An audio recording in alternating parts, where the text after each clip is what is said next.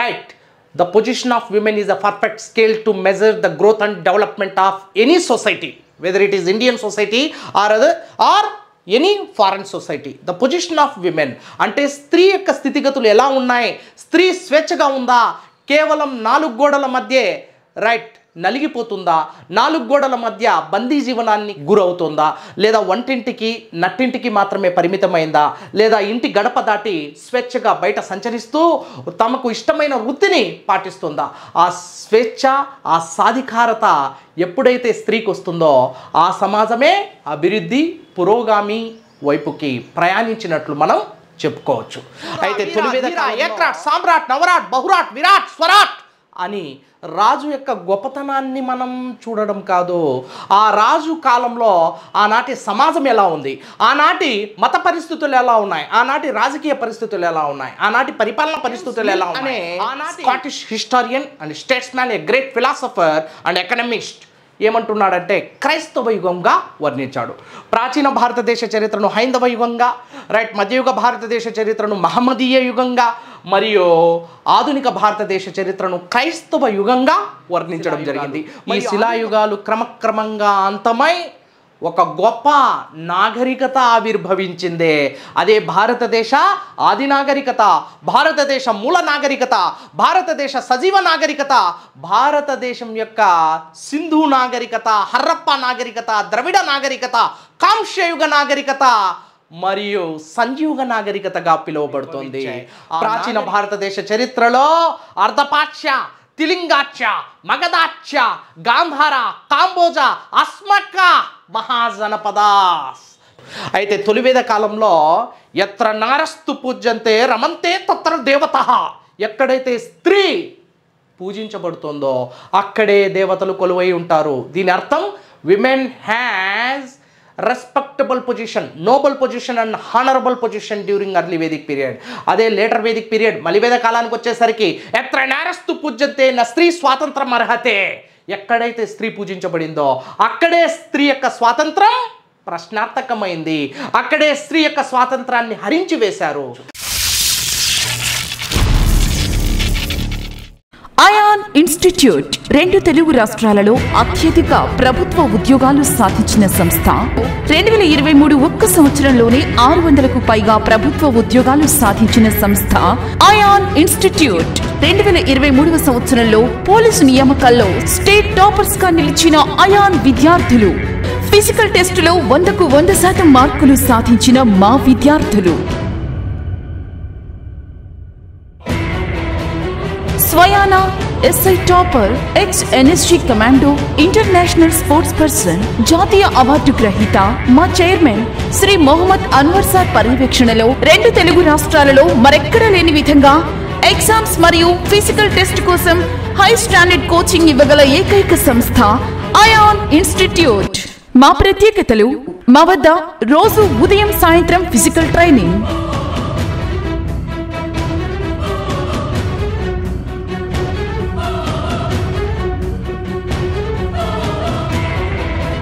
రోజు ఉదయం 10 గంటల నుండి సాయంత్రం 5 గంటల వరకు క్లాసులు, రోజు స్టడీ అవర్స్, ఎగ్జామ్ ఎక్స్ప్లెనేషన్స్ నిర్వహించబడును. మా వద్ద hostel, gym, library, study halls వసతులు కలవు. 2024వ సంవత్సరానికి గాను state and central government jobs కోసం స్పెషల్ ఇంటెన్సివ్ బ్యాచెస్ ప్రారంభం. SI and constable short and long term batches, central jobs, SSC GD, RPF, NTPC, group D, ALP లాంటి అన్ని రకాల ప్రభుత్వ ఉద్యోగాలకు ప్రత్యేక బ్యాచ్లు కలవు. వివరాలకు సంప్రదించండి 88666722 6399905999. మా address Chenna complex, Dilsukh Nagar, metro pillar number 1542, Dilsukh Nagar, Hyderabad. Hello dear all aspirants, freshers, learners and viewers. Welcome to Ayan Institute. Myself Syed Gori Mohammed, an expert in history, having 12 years experience in the field of teaching in various renowned and reputed institutions across the nation. So prastutam Ayan Institute loki swagatam suswagatam. Competitive ఎగ్జామ్స్కి prepare అవుతున్న ప్రతి ఒక్క అభ్యర్థికి, మిత్రుడికి ఇది ఒక సువర్ణ అవకాశం. ఈ సువర్ణ అవకాశాన్ని సద్వినియోగం చేసుకోవాల్సిందిగా మనవి చేసుకుంటున్నాను. సో ప్రస్తుతం మనం భారతదేశ చరిత్రను కని విని ఎరగని రీతిలో పూర్తి స్థాయిలో పటిష్టంగా మనం చర్చించబోతున్నాం. ఈ సుదీర్ఘమైన చర్చలో ఈ ఓవర్వ్యూలో మీరు పాల్గొనవలసిందిగా కోరుకుంటున్నాను. సో ప్రస్తుతం Indian history, let's travel around the Indian history and the historical events and time lines. Let us focus. Thank you dear all aspirants. Have a look seriously. So ప్రస్తుతం అయాన్ ఇన్స్టిట్యూట్ ఏ విధంగా ఈ online క్లాసెస్ని సంపూర్ణ స్థాయిలో competitive ఎగ్జామ్స్కి prepare అవుతున్న వారికి అందుబాటులోకి తీసుకొని రావడం జరిగింది. దీనిపై ప్రతి ఒక్కరూ శ్రద్ధ వహించాల్సిందిగా, ఈ క్లాసెస్ని ప్రతి ఒక్కరూ మీ యొక్క డోర్ స్టెప్స్ నుంచి సద్వినియోగం చేసుకోవాల్సిందిగా కోరుకుంటున్నాను. So first of all ancient Indian history విషయానికి వచ్చేసరికి, ఏన్షియన్ ఇండియన్ హిస్టరీ ఎప్పుడో క్రీస్తు పూర్వం మిలియన్ సంవత్సరాల క్రితం ప్రారంభమైంది. శిలాయుగాలు అంటుంటాం. ప్రాచీన శిలాయుగం, మధ్య శిలాయుగం, నవీన శిలాయుగం, అదేవిధంగా తామ్ర శిలాయుగం, బృహత్ శిలాయుగం అని కూడా పిలుస్తాం నవీన శిలాయుగాన్ని. ఈ విధంగా పలు శిలాయుగాల్లో మానవుడి యొక్క సంస్కృతి ఎలా ఉండేది, వాటి గురించే మనం ప్రాచీన భారతదేశ చరిత్ర ఆది నుండి చెప్పుకోవాల్సి ఉంటుంది. ఇక మన కాంపిటేటివ్ ఎగ్జామ్స్లోకి వచ్చేసరికి చరిత్ర అనేది కీలకమైంది.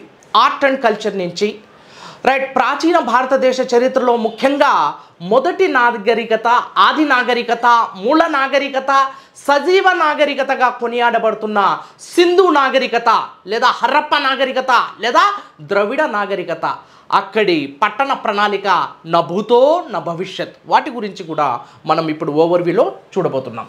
సో ప్రాచీన భారతదేశ చరిత్ర క్రీస్తు పూర్వం, ప్రాచీన కాలం నుండి క్రీస్తు పూర్వం మిలియన్ సంవత్సరాల నుండి ప్రారంభమై క్రీస్తు శకం 7వ శతాబ్దం వరకు కొనసాగింది. సో దీన్నే మనం ప్రాచీన భారతదేశ చరిత్రలోకి తీసుకురావడం జరిగింది. అంటే చరిత్రకారులు చరిత్రను అధ్యయనం చేయడానికి సునాయాసంగా చరిత్రను ఒక కూర్పులోకి తీసుకురావడం జరిగింది. ఆ ప్రాచీన భారతదేశ చరిత్ర ఎప్పుడో ఆదిమ మానవుల కాలం నుండి క్రీస్తు శకం 7వ శతాబ్దం వరకు కొనసాగింది. ఇక మధ్యయుగ భారతదేశ చరిత్ర విషయానికి వచ్చేసరికి ఇది క్రీస్తు శకం 7వ శతాబ్దంలో ప్రారంభమై క్రీస్తు శకం 17వ శతాబ్దం వరకు కొనసాగింది. ఈ మధ్యయుగ భారతదేశ చరిత్రలో మనం ప్రధానంగా చర్చించాల్సిన అంశాలు ఇస్లాం ఆగమనం నుండి తీసుకొని బ్రిటిష్ వారి రాక వరకు మనం చర్చించాల్సి ఉంటుంది.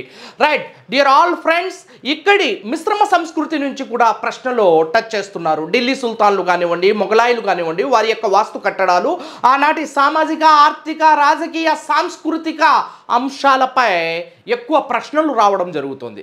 చరిత్ర అంటే కేవలం రాజుల యొక్క గొప్పతనం కాదు, రాజు యొక్క రైట్ పరాక్రమ విజయాలు కాదు, సూర, వీర, ధీర, ఏక్రాట్, సామ్రాట్, నవరాట్, బహురాట్, విరాట్, స్వరాట్ అని రాజు యొక్క గొప్పతనాన్ని మనం చూడడం కాదు, ఆ రాజు కాలంలో ఆనాటి సమాజం ఎలా ఉంది, ఆనాటి మత పరిస్థితులు ఎలా ఉన్నాయి, ఆనాటి రాజకీయ పరిస్థితులు ఎలా ఉన్నాయి, ఆనాటి పరిపాలన పరిస్థితులు ఎలా ఉన్నాయి, ఆనాటి వాస్తు కట్టడాలు, సాంస్కృతిక అంశాలు ఎలా ఉన్నాయి, వాటి పట్ల మనం బృహత్తరమైన మహత్తరమైన చర్చ సాగించడమే చరిత్ర. చరిత్ర అనేది కేవలం గతాన్ని అధ్యయనం చేయు శాస్త్రమే కాదు, ఆ గత విశేషాలను మనకు అందిస్తుంది. ఫలితంగా మనం భవిష్యత్తులో ఎలాంటి జీవితాన్ని కలిగి ఉండాలి, ఎలాంటి ప్రణాళికలను, వ్యూహాలను రచించుకోవాలి, భవిష్యత్ మన జీవనం ఎలా కొనసాగాలి అనే దాన్ని మనం దృష్టి సారించవచ్చు.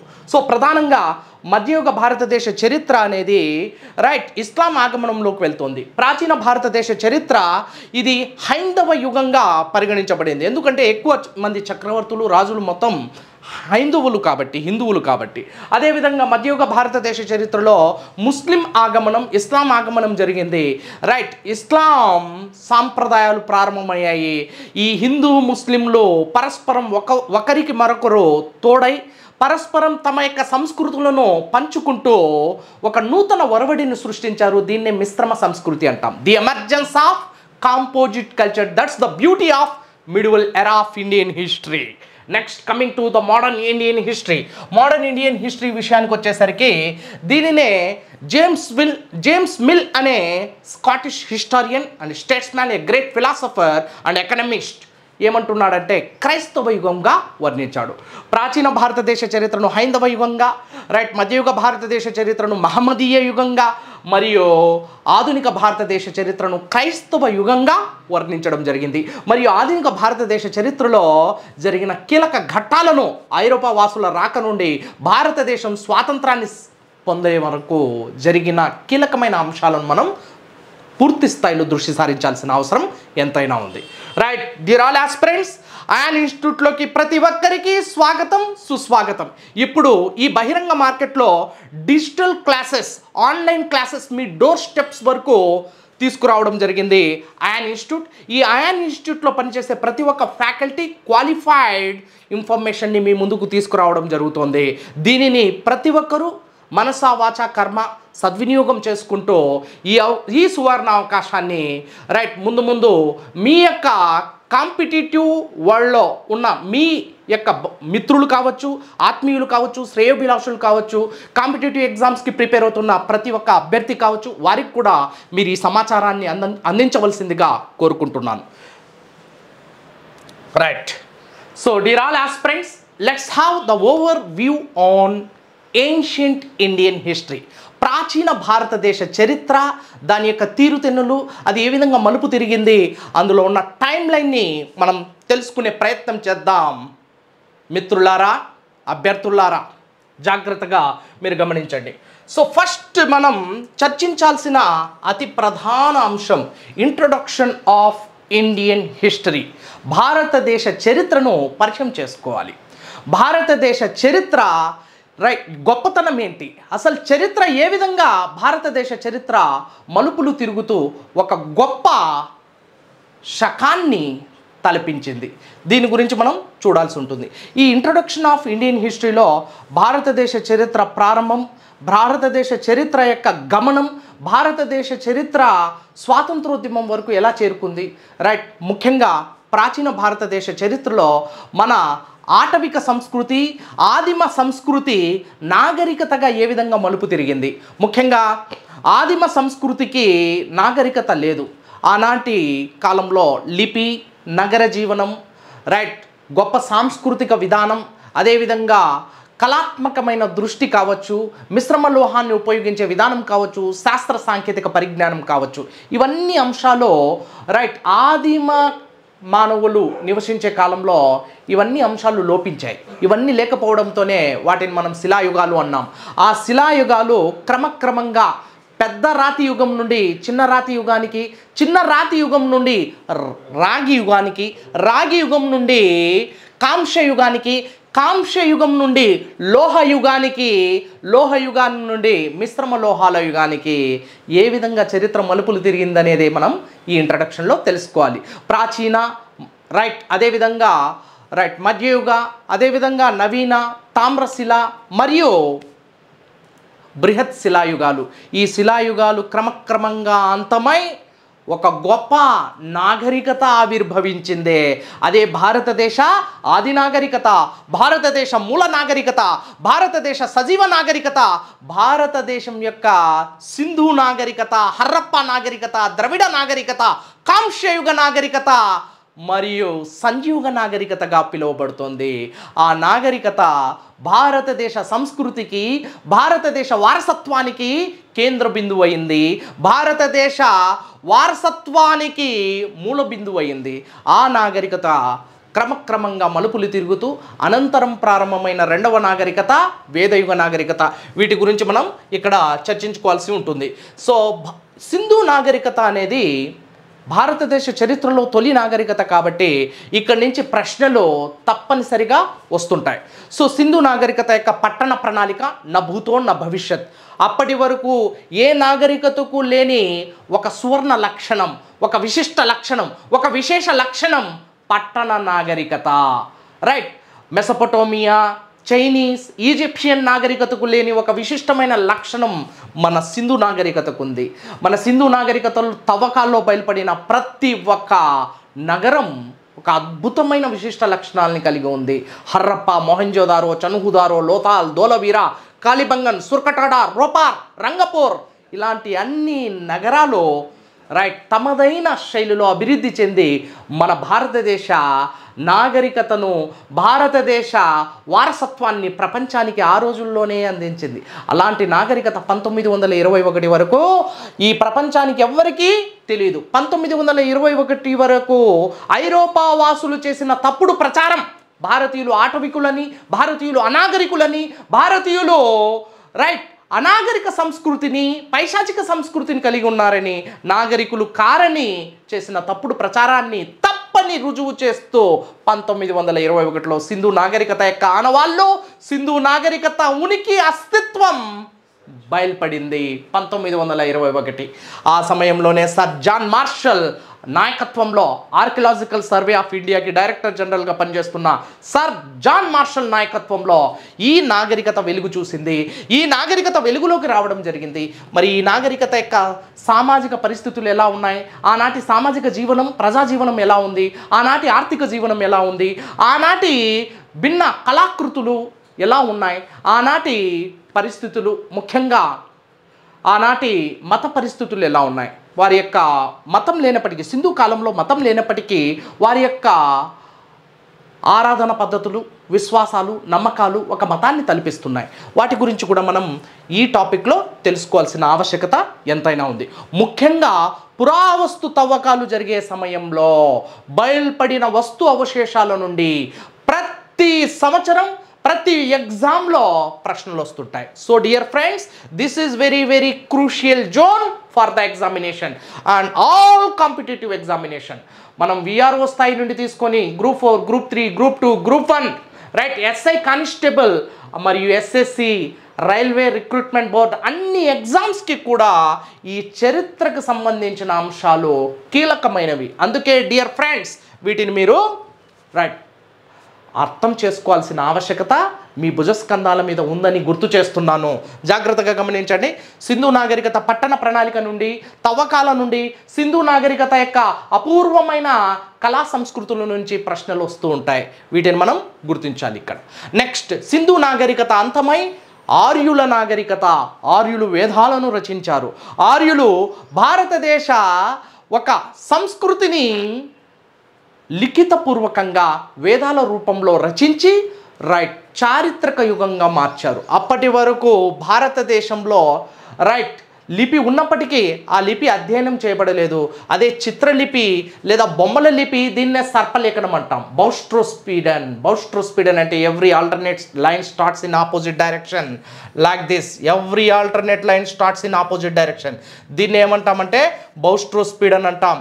కుడి నుండి ఎడమకు, కుడి నుండి ఎడమకు, ఎడమ నుండి కుడికి ఇలా ఈ లిపి రాయబడింది. ఈ లిపి నేటికి అధ్యయనం చేస్తున్నప్పటికీ అర్థం చేసుకోవడం లేదు. ఈ లిపి నేటికి చదవబడలేదు, రైట్ అర్థం చేసుకోబడలేదు. కాబట్టి దీన్నే ఏమని పిలుస్తున్నామంటే సర్పలేఖనం లేదా చారిత్రక సంజీవక నాగరికత అంటున్నాం. సింధు నాగరికతను చారిత్రక సంజీవక నాగరికత సంధికాలంలో ఉంది. చారిత్రక పూర్వయుగానికి మరియు చారిత్రక యుగానికి మధ్యలో సంధికాలంలో వేలాడుతోంది సింధు నాగరికత. ఈ విధంగా చారిత్రక యుగం మొదలైంది ఆర్యుల రాకతో. ఆర్యులు తీసుకొచ్చిన వేద సంస్కృతి, ఆర్యులు ప్రారంభించిన వేద సాహిత్యం నుండి ముడిపడి ఉంది. వేదాలు, బ్రాహ్మణాలు, అరణ్యకాలు, ఉపనిషత్తులు, ఉపవేదాలు, వేదాంగాలు, పురాణాలు మరియు ఇతిహాసాల నుండి భారత చారిత్రక యుగం మొదలవుతోంది. భారతదేశ చరిత్రలోనే కని విని ఎరుగని రీతిలో తొలి సాహిత్యంగా చెప్పబడుతున్న సాహిత్యం, వేద సాహిత్యం, తొలి గ్రంథం ఋగ్వేదం. మిత్రులారా గుర్తుంచుకోండి, భారతదేశ చరిత్రకు అద్దం పట్టిన తొలి గ్రంథం ఋగ్వేదం. ప్రకృతి శక్తుల ఆరాధన గురించి తెలియజేస్తుంది. ఇలాంటి మరెన్నో అంశాలు వేద సంస్కృతికి మూలమైన ఈ సాహిత్యాన్ని మనం ఇక్కడ చర్చించుకోవాల్సిన అవసరం ఎంతైనా ఉంది. ఈ సాహిత్యం నుంచి తప్పనిసరిగా ప్రతి ఒక్క ఎగ్జామ్కి ప్రశ్నలు వస్తుంటాయి వేద సాహిత్యం నుండి. ముఖ్యంగా వేదకాలాన్ని 2 భాగాలుగా విభజించుకోవచ్చు. తొలి వేదకాలం, మలి వేదకాలం. So Vedic civilization or Vedic culture can be classified into 2 parts. Early Vedic culture and later Vedic culture. Early Vedic culture మరియు లేటర్ వేదిక్ కల్చర్ అనే 2 భాగాలుగా వేద సంస్కృతిని లేదా వేద నాగరికతను మనం విభజించవచ్చు. అర్లీ వేదిక్ కల్చర్లో ఉన్న సామాజిక విధానాలు ఎలా ఉన్నాయి, రైట్, అదేవిధంగా లేటర్ వేదిక్ కల్చర్లో ఉన్న సామాజిక విధానాలు ఎలా ఉన్నాయి, వీటి మధ్య వ్యత్యాసం ఏంటి, వీటి మధ్య సారూప్యత మరియు పోలికలు ఏంటి, వీటి గురించి మనం తులనాత్మక దృష్టి సారించాల్సిన అవసరం ఉంది. ఇక్కడ ఈ నాడిని పట్టుకుంటే ఇక్కడి నుంచి వచ్చే ప్రశ్నలను చాలా మనం సునాయాసంగా చాలా తేలికగా ఆన్సర్ చేసే అవకాశం కూడా ఉంటుంది dear friends.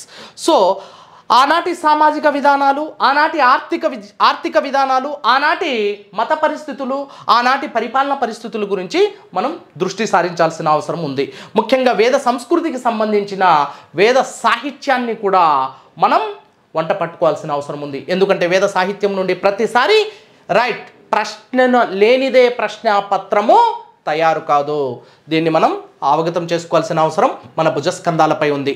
Next, emergence of షోడశ మహాజనపదాస్ అంటే మలివేద కాలానికి వచ్చేసరికి రైట్ మలివేద కాలంలో వర్తకం గొప్పగా విస్తృత పరిచి వర్తకం తారాస్థాయికి చేరుకొని లాభాలు గడించి మలివేద కాలంలో నగరీకరణ ప్రారంభమైంది. భారతదేశంలో తొలి పట్టణీకరణ సింధు నాగరికతతో మొదలైతే రెండవ పట్టణీకరణ మలివేద అంతంలో మొదలైంది. ఈ అంతంలో మొదలైన రెండవ పట్టణీకరణే షోడశ మహాజనపదాలకు దారితీసింది. దేనికి దారితీసింది? షోడశ మహాజనపదాలు అంటున్నాం. Dear all aspirants, have a look seriously. షోడశ మహాజనపదాలు, షో అంటే 6, షో అంటే ఎంత? 6. దశ అంటే 10, షో ప్లస్ దశ 6 + 10 అంటే 16. అంటే షోడశ అనే పదానికి అర్థం ఏమొస్తుంది డియర్ ఆల్ ఆస్పిరెంట్స్? షోడశ అనే పదానికి అర్థం ఏమొస్తుంది? 16. మహా అంటే గ్రేట్. జనపద అంటే కింగ్డమ్స్. జనపద అంటే కింగ్డమ్స్. 16 గొప్ప రాజ్యాలు ఆవిర్భవించాయి. ప్రాచీన భారతదేశ చరిత్రలో అర్ధపాచ్య, తిలింగాచ్య, మగధాచ్య, గాంధార, కాంబోజ, అస్మక మహాజనపదాస్. ఈ విధంగా 16 గొప్ప రాజ్యాలు ఆవిర్భవించాయి ప్రాచీన భారతదేశ చరిత్రలో. మలివేద కాలం అంతంలో 16 గొప్ప రాజ్యాలు అవతరించాయి. దీనికి ప్రధాన కారణమే ఉంది. తొలివేద కాలంలో ఆర్యులు సప్త సింధు ప్రాంతంలో నివసించారు. మలివేద కాలానికి వచ్చేసరికి ఆర్యులు గంగా నది పరివాహక ప్రాంతానికి మకాం మార్చారు.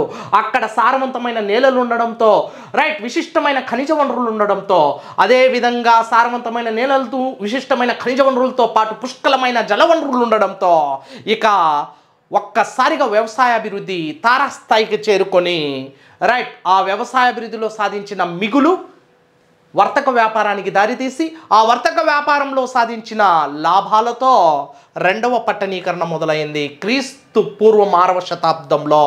ఈ విధంగా ఈ రెండవ పట్టణీకరణ భారతదేశ చరిత్రను మలుపులు తిప్పింది. రైట్ 16 గొప్ప రాజ్యాలు అవతరించాయి. ఆ 16 గొప్ప రాజ్యాలలో అందరికీ తలమానికంగా విజృంభించిన అతి గొప్ప సామ్రాజ్యం మగధ సామ్రాజ్యం. మరి ఆ మగధను పరిపాలించిన వంశాల గురించి కూడా మనం అర్లీ డైనాసిటీస్లో మనం చర్చించబోతున్నాం. ఆ అర్లీ డైనాసిటీస్లో రైట్ హర్యంక, శిశునాగ, నంద లాంటి మగధను పరిపాలించిన వంశాలు, వారి యొక్క గొప్పతనం, మగధ ఏ విధంగా విజృంభించింది, మగధ విజృంభణకు దారి తీసిన పరిస్థితుల గురించి కూడా మనం ఇక్కడ చర్చించుకోబోతున్నాం. రైట్ ఆ తర్వాత వేద సంస్కృతికి విరుద్ధంగా, వేద సంస్కృతికి వ్యతిరేకంగా, వేద సంస్కృతిలో ఉన్న బ్రాహ్మణాధిపత్యానికి వ్యతిరేకంగా ప్రారంభమైన నూతన సంస్కృతే నూతన మతాల ఆవిర్భావం. రోజు రోజుకి పెరిగిపోతున్న బ్రాహ్మణాధిపత్యం రైట్ సామాజిక దురాచారాలకు దారితీసింది. ఎందుకంటే తొలివేద కాలంలో సమాజం చాలా పరిశుద్ధంగా ఉంది. తొలివేద కాలంలో ఎటువంటి సామాజిక దురాచారాలు లేవు. బ్రాహ్మణుల ఆధిపత్యం కూడా అంతంత మాత్రమే. అదే మలివేద కాలానికి వచ్చేసరికి సామాజిక దురాచారాలు ఎక్కువైపోయాయి, బ్రాహ్మణుల ఆధిపత్యం పెరిగిపోయింది. ముఖ్యంగా ఈ సామాజిక దురాచారాలన్నీ స్త్రీ చుట్టూ పరిభ్రమణం చేయసాగాయి. Right the position of women is a perfect scale to measure the growth and development of any society, whether it is Indian society or any foreign society. The position of women అంటే స్త్రీ యొక్క స్థితిగతులు ఎలా ఉన్నాయి, స్త్రీ స్వేచ్ఛగా ఉందా, కేవలం 4 గోడల మధ్య రైట్ నలిగిపోతుందా, 4 గోడల మధ్య బందీ జీవనాన్ని గురవుతుందా, లేదా వంటింటికి నట్టింటికి మాత్రమే పరిమితమైందా, లేదా ఇంటి గడప దాటి స్వేచ్ఛగా బయట సంచరిస్తూ తమకు ఇష్టమైన వృత్తిని పాటిస్తుందా. ఆ స్వేచ్ఛ, ఆ సాధికారత ఎప్పుడైతే స్త్రీకి వస్తుందో ఆ సమాజమే అభివృద్ధి పురోగామి వైపుకి ప్రయాణించినట్లు మనం చెప్పుకోవచ్చు. అయితే తొలివేద కాలంలో ఎత్ర నారస్తు పూజ్యంతే రమంతే తత్ర దేవతః, ఎక్కడైతే స్త్రీ పూజించబడుతుందో అక్కడే దేవతలు కొలువై ఉంటారు. దీని అర్థం women has respectable position, noble position and honourable position during early Vedic period. అదే లేటర్ వేదిక్ పీరియడ్ మలివేద కాలానికి వచ్చేసరికి ఎత్ర నారస్తు పూజ్యంతే న స్త్రీ స్వాతంత్రం అర్హతే, ఎక్కడైతే స్త్రీ పూజించబడిందో అక్కడే స్త్రీ యొక్క స్వాతంత్రం ప్రశ్నార్థకమైంది, అక్కడే స్త్రీ యొక్క స్వాతంత్రాన్ని హరించి వేశారు. ఈ విధంగా బ్రాహ్మణాధిపత్యం స్త్రీలను సంఖ్యలలో బంధించింది. ఈ విధంగా బ్రాహ్మణాధిపత్యం స్త్రీల చుట్టూ బూజు పట్టిన గ్రంథాలు, ఆ శాస్త్రాల యొక్క ప్రభావాన్ని స్త్రీపై బలవంతంగా రుద్దడం జరిగింది, ప్రయోగించడం జరిగింది. అందులో నుండి పుట్టిందే సతీ సహగమనం, రైట్, బాల్య వివాహాలు, రైట్, బహుభార్యత్వం, ఇలాంటి ఎన్నో సామాజిక దురాచారాలు, రైట్, స్త్రీ యొక్క స్వేచ్ఛను హరించవేసే, స్త్రీను ఒక బందీగా మార్చే ఇలాంటి సామాజిక దురాచారాలు మనకి మలివేద కాలంలో మొదలయ్యాయి. ఈ విధంగా వీటి గురించి కూడా మనం చర్చించుకోవాల్సిన అవసరం ఉంది. అంతేకాకుండా లోకానాం వివృద్ధర్మం బ్రాహ్మణ క్షత్రియ వైశ్య శూద్రానాం బ్రహ్మ ముఖ బాహు ఉరా పాదత చనివర్తయేత్ అని మనుధర్మ శాస్త్రం రైట్ చతుర్వర్ణాల గురించి ప్రస్తావించింది. బ్రహ్మ యొక్క తలభాగం నుండి బ్రాహ్మణుడు, రైట్, భుజస్కంధాల నుండి క్షత్రియుడు, తొడల భాగం నుండి వైశ్యుడు, పాదాల చెంత శూద్రుడు పుట్టాడు. ఆ విధంగా ఒక మనిషిని మనిషిగా చూడడం వదిలి ఒక మనిషిని వేరు చేయడం మొదలుపెట్టింది. ఆ విధంగా మనిషిని వేరు చేసి, మనుషుల్ని వేరు చేసి అంతరాలను పెంచడం మొదలుపెట్టింది ఈ మనుధర్మ శాస్త్రం. అలాంటి మనుధర్మ శాస్త్రం పెంచి పోషించిన ఈ అసమానతకు వ్యతిరేకంగా ప్రశ్నించే ఒక గళం మొదలైంది. ఆ గళమే నూతన మతాల ఆవిష్కరణ రూపంలో కనిపిస్తుంది. బౌద్ధ మతం, జైన మతం ఏ విధంగా సామాజిక సమానత్వాన్ని చాటాయో మనం చెప్పుకోవాల్సి ఉంటుంది.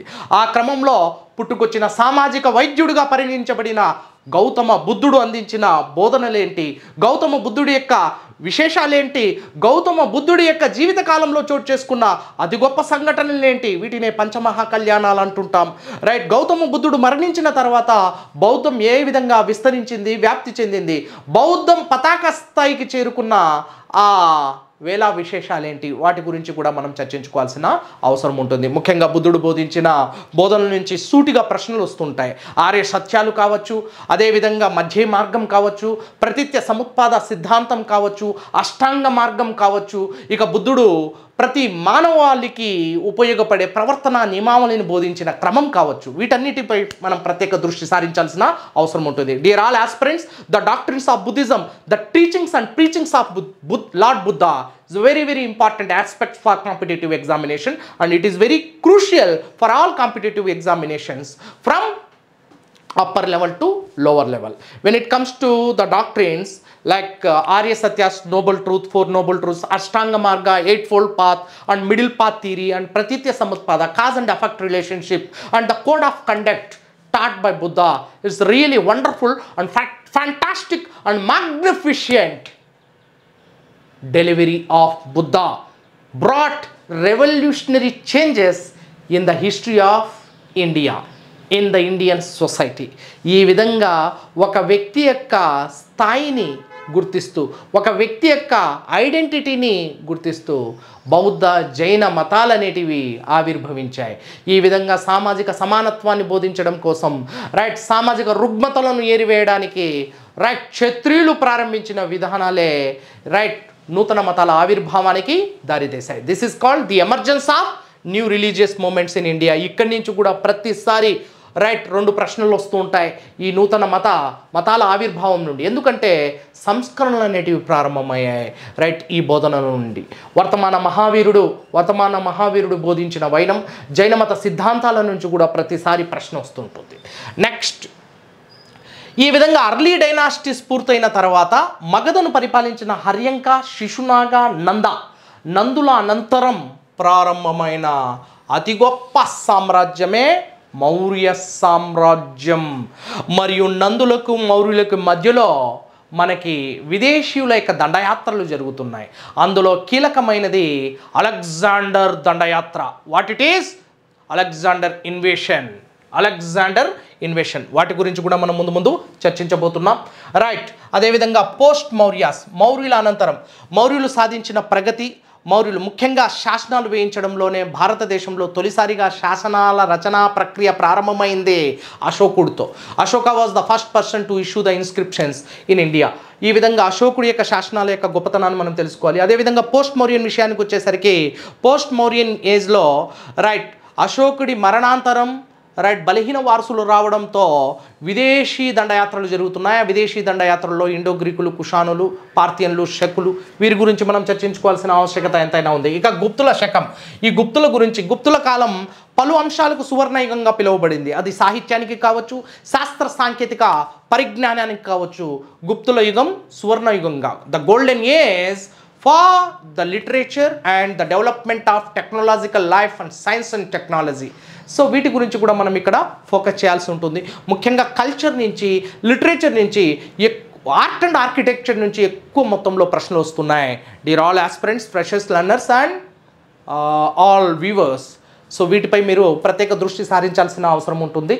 నెక్స్ట్, మన అయాన్ ఇన్స్టిట్యూట్లో అధ్యాపక బృందం విస్తృతమైన స్థాయిలో ఇచ్చే ఈ చర్చను మీరు కాంపిటేటివ్ ఎగ్జామ్స్కి అప్లై చేస్తే మీరు ప్రిపేర్ అవుతున్న ప్రతి ఒక్క ఎగ్జామ్కి ఇది సంపూర్ణంగా ఉపయోగపడుతుందని బలంగా ఈ విషయాన్ని నేను మీ ముందు ప్రకటిస్తున్నాను. సో జాగ్రత్తగా మీరు ఇప్పటి నుంచే ఈ ఆన్లైన్ వేదికను సద్వినియోగం చేసుకోవాల్సిందిగా కోరుకుంటున్నాం. ఇరు తెలుగు రాష్ట్రాల్లో ఇక నేషనల్ వైడ్ జరిగే మొత్తం ఎగ్జామ్స్కి ఉపయోగపడే విధంగా సమాచారాన్ని మేము ఇవ్వబోతున్నాం. నెక్స్ట్, హర్షవర్ధన. గుప్తుల అనంతరం మనం చర్చించుకోవాల్సింది పోస్ట్ గుప్తన్ ఏజ్లో Harsha, the great legendary personality. Right. ఈ ప్రాచీన భారతదేశ చరిత్రను ఏలిన చివరి గొప్ప చక్రవర్తిగా హర్షుడు మరియు అతడి యొక్క విజయాలను మనం గుర్తుంచుకోవాలి, స్మరించుకోవాల్సిన అవసరం ఉంటుంది.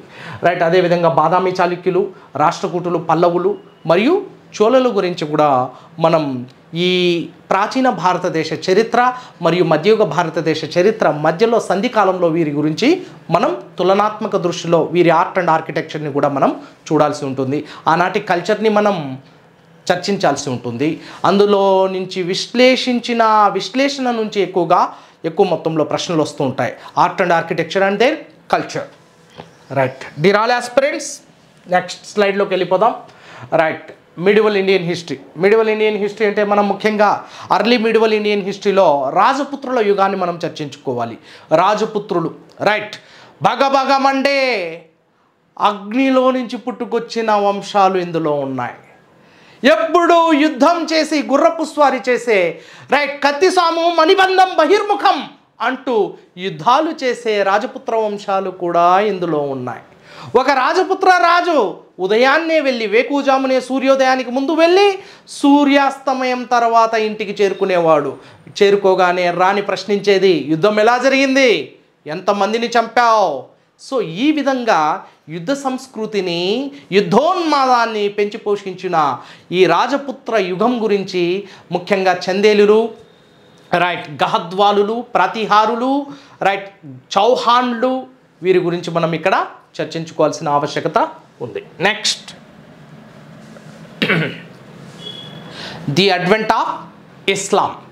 రైట్. ఇస్లాం ఆగమనం గురించి మధ్యయుగ భారతదేశ చరిత్రలో మనం చూడాల్సి ఉంటుంది ప్రత్యేక దృష్టితో. ఎందుకంటే క్రీస్తు శకం 712లో అరబ్బులు సింధ్పై దండయాత్ర చేస్తున్నారు. అరబ్బులు సింధ్పై దండయాత్ర చేయడానికి బలమైన కారణాలు ఉన్నాయి. భారతదేశంపై దండెత్తిన తొలి ముస్లిం మొహమ్మద్ బిన్ ఖాసిం. మరి అతడి దండయాత్ర వెనుకున్న కారణం ఏంటి? భారతదేశంపై దండెత్తిన రెండవ ముసల్మాన్ యామినుద్దౌలా అబూ హాసిం మహమ్మద్ ఇబ్న్ సబక్తజన్ ఔలియా దౌలియా అమీనుల్ ముల్క్ భూత్ షికానే మహమ్మద్ గజనబీ. ఈ మహమ్మద్ గజనబీ గురించి మనం తెలుసుకోవాలి. మూడవ వ్యక్తి షియాబుద్దీన్ మహమ్మద్ గోరీ. ఈ విధంగా ముస్లింల దండయాత్రలు ముస్లింలో భారతదేశంలో అడుగుపెట్టారు. ముస్లింల దండయాత్రలు జరుగుతున్నాయి. ఈ ముస్లింల దండయాత్రలను మనం ఒక క్రోనలాజికల్ ఆర్డర్లో చర్చిస్తూ ఆ ముస్లింల దండయాత్రల అనంతరం ఒక నూతన సంస్కృతి ప్రారంభమవుతుంది. దీన్నే మిశ్రమ సంస్కృతి అంటాం. స్వదేశీ భారతీయ సంస్కృతి, విదేశీ ముస్లిం సంస్కృతి రెండు ఒకదానికి మరొకటి పరస్పరం కలయికతో సహజీవనం సాగిస్తూ శతాబ్దాల తరబడి ఒకరి మనోభావాలను మరొకరు అర్థం చేసుకుని హిందూ ముస్లిం భాయి భాయి గంగా యమునా తెహజీబ్ అనే నూతన సంస్కృతి మిశ్రమ సంస్కృతికి చాటి చెప్పారు. That's the beauty of medieval India. అదే మన మధ్యయుగ భారతదేశ చరిత్ర యొక్క గొప్పతనం. అసలే నవాబుల చరిత్ర లేకపోతే, ఈ సుల్తాన్ల చరిత్రలు లేకపోతే, ఈ గొప్ప ముసల్మాన్ల చరిత్ర లేకపోతే భారతదేశం చీకటి యుగంలోకి వెళ్ళేది. ఆ విధంగా ముస్లిమాన్లు భారతదేశంతో ప్రేమానురాగాలతో మమకారంతో భారతీయ సంస్కృతిని ప్రేమించి భారతీయ సంస్కృతితో సహజీవనం చేస్తూ ఒక నూతన ఒరవడిని సృష్టించారు. దాన్నే the emergence of composite culture అంటాం. మిశ్రమ సంస్కృతి ఈ విధంగా ఆవిర్భవించింది నాన్న. ఏ విధంగా ఆవిర్భవించింది? ఇస్లాం రాకతో మిశ్రమ సంస్కృతి ఆవిర్భవించింది. ఇస్లాం ఆగమనంతో ఒక నూతన ఒరవడి ప్రారంభమైంది భారతీయ సంస్కృతిలో.